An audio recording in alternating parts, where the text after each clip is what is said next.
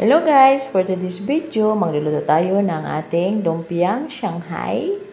Ayan, ito ay aking tinimpla na ng ating mga sangkap. Ayan, tapos meron din tayo guys na lumpia wrapper. Ayan, kailangan maayos lang ating pagbalot. Mga sangkap pala guys ng aking lumpia Shanghai ay meron tayo ditong pork niling. Ayan na guys. So, meron tayong carrots, oyster sauce, ating kinchay, itlog, paminta, sibuyas, bawang. Ayan, kailangan natin may sibuyas, bawang. At ito ay hiniwa ko ng maliliit lang. At huwag natin kalimutan yung ating pampalasa para ating magic sarap para malasa guys. Kunti lang, depende lang sa dami ng ating lulutuin. So, nasa iyo kung dadamihan nyo or kunti lang. Pero ako kasi, meron magic sarap at merong asin para ano yung lasa niya. So, masarap ang lasa niya. At ayan na guys. So, ipakita ko sa inyo kung paano ako magbalot ng lumpia wrapper na hindi siya butas. Ayan. So, ganyan lang guys.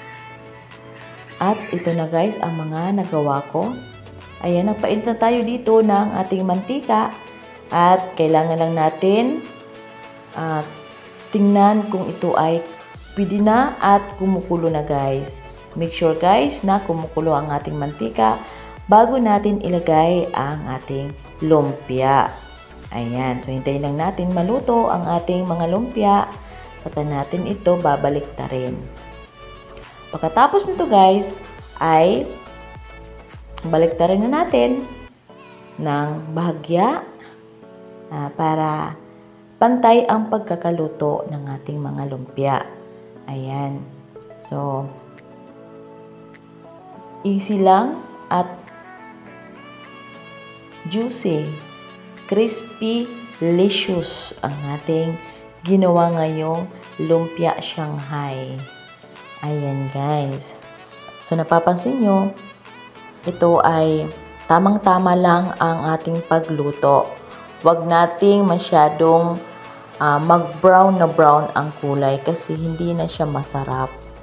Ayan, yung tama lang na brown ang ating pagprito. At ayan na guys, nilagay ko naman ang next, yung mga natitira pa na mga lumpia. Ayan, hintayin lang din maluto natin bago natin baliktarin. Ayan. So, ganyan lang ang una nating pagbaliktad para maganda ang ating pagkakaluto ng ating lumpiang Shanghai. Ayan, pwede din ito sa mga kids na pag walang ibang ulam, ganito lang yung gagawin nyo guys. Magugustuhan ito ng mga bata. Ayan. Kahit matanda, bata, ayan, gustong-gusto ng mga ganito, lumpiang Shanghai. Pwede rin ito sa may mga kids party, yung mga may party-party, kagaya ng birthday. So, ito ay maganda rin na panghanda. Ayan na guys, luto na. Ganyan lang ang pagluto guys. Ayan, kailangan patuluin ang mantika. Ayan, pinutol ko sa isang lumpia, pinutol ko ng 3 para hindi siya mahaba. At madali lang siya kainin guys. Ayan na, luto na. Thank you for watching guys. Bye!